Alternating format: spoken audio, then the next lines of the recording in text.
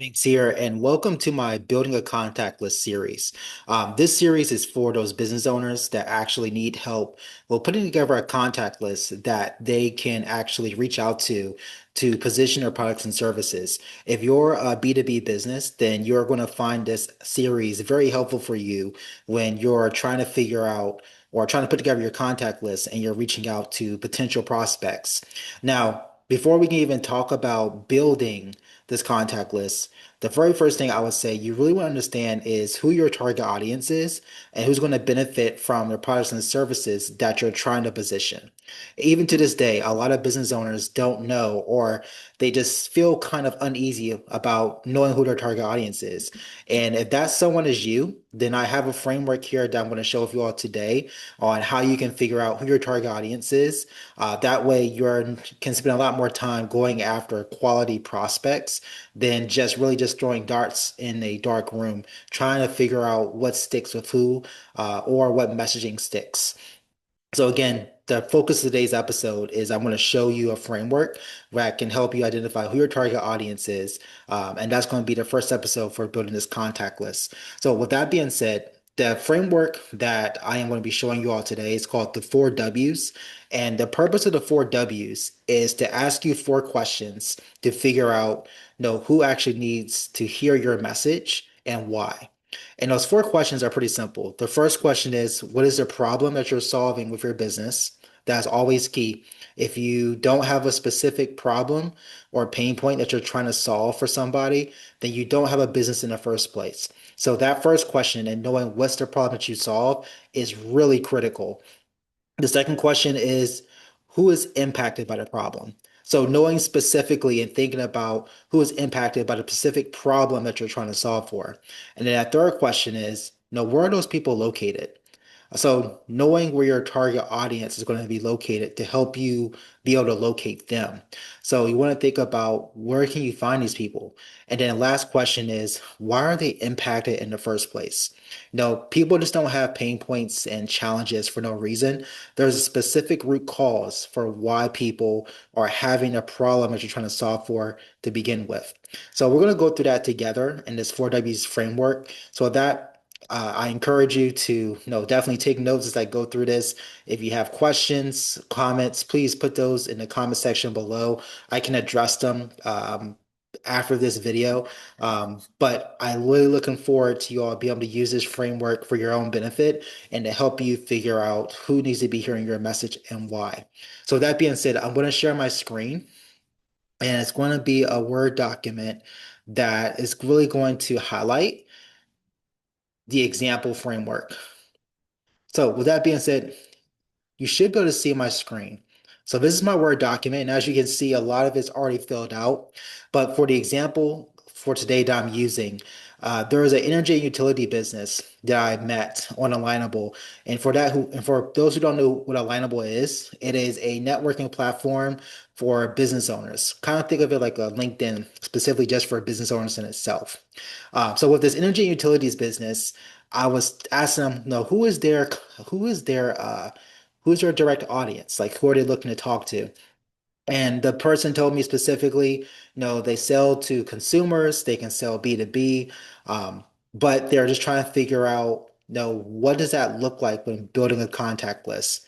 So using those four W's that I talked through earlier, I just took a Word document and I put those four questions here on a sheet and I went through each of those questions. And I'm going to go through them all with you all today. So, what is the problem that you're trying to solve? So, for this energy utilities business, we know that major corporations are overcharging for their utility services. That's a specific problem that we can solve for our business because she provides alternatives for energy utility that a lot of people do not know about. So that could be a specific problem right there. And then the next thing is people do not know about alternatives. Um, if you're in a certain state or a certain area where you only have one power company, and it's probably because of state regulation, then you really don't know about the different alternatives that are out there.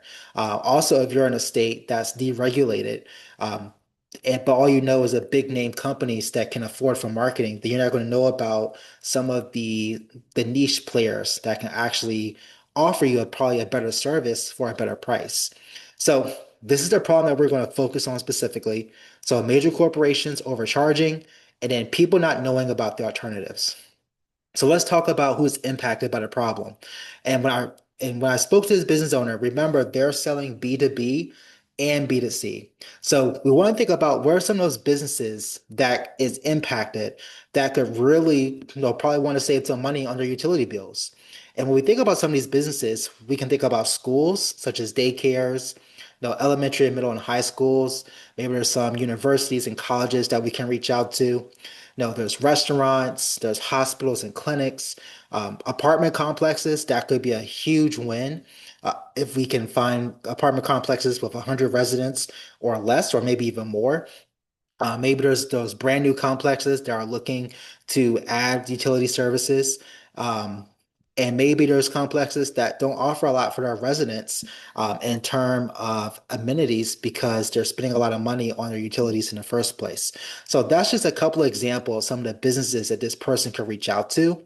As far as people, we're thinking about households, we're thinking about apartment renters, we're thinking about people within a specific age range, people with specific education, occupation, and you're probably wondering, no, why am I going deep into, understanding their age range, their education, their occupation? Well, when you're selling B2C, the more information and the more the more in depth that you go into understanding, who your target audience is, you really want to focus on some of those factors like education, age range, occupation, and lifestyle, because those people could actually be trending for for what you're looking for or for what you're trying to sell. So the more that you are able to go deep into understanding your customer base, the more specific, the more targeted you can become with your messaging. So when we talk about who is impacted by the problem, we're thinking about these different businesses and we're thinking about these specific people that are in households, apartment renters, et cetera, that could probably benefit from alternatives for their electricity and other utilities. Now let's talk about where they are located. When you're thinking about going after the specific people that we mentioned above, we want to think about like, hey, where are these people located? Whether it's in a physical location or maybe it's online. And some things that we've done is I did a little research and I found some states that have deregulations when it comes to utility companies. Some of those states include Maryland, California, Texas, Maine, Delaware. So if I'm going back to this person who's selling these utilities, I'll tell them like, hey, you need to reach out to people in these states because they don't have state regulations for utilities and electricity, and you can actually let them know about the alternatives that they may never have heard about. Um, Businesses that and people located in certain zip codes, that could also be key too. Again, going back to what we talked about in before with going deep in understanding, the age range, the education, occupation. When you do a lot more of that research up front to understand who your consumers are, maybe you'll find more of the specific people you're looking for in certain zip codes and areas across the US, maybe even Canada if you're selling up there. Also, marketing. When we're thinking about focusing on a B2C perspective, business to consumer, a lot of the customers that we could be finding for this person could be on Facebook. Another one could be Instagram. Um, it could also be on TikTok. You really just got to go where consumers or who you think is going to be resonate with your message is going to be located. For businesses, maybe she could go to LinkedIn because this person's on Alignable. There's a lot of businesses on Alignable that she could talk to about reducing their utility bills if they have a physical storefront. So there's a lot of different ways on how she can go about getting in front of her target audience. Now, the last question is, why are these people impacted? Now, again, it goes back to what we said at the top. No, corporations do not have any competition in specific areas because of state regulations. People are uneducated because they don't know all their options. They don't know all the alternatives that are out there that they could be looking into to get better service for a better price. And again, going back to those state regulations, certain states, they have it in place. So there's probably only one or specific service providers for utilities that they're relying on. So there's a couple of reasons why people are impacted when it comes to energy and utilities, but if this specific business owner really wanted to figure out who her target audience is, this four W's is actually, we use this framework to actually put together who she should be reaching out to and with what message. So, that being said, I covered the four W's in this specific example. Hopefully, you can use the same framework for your business. So, with that being said, I encourage you, if you have any questions, please put in the comments below. And try this framework, use it for yourself. See if your target audience can be identified using that framework. And with that being said, I'll see you for part two. You can find that video up in the right-hand corner. And if you haven't done so yet, subscribe to my channel for more content like this. And in 2026, let's continue to win.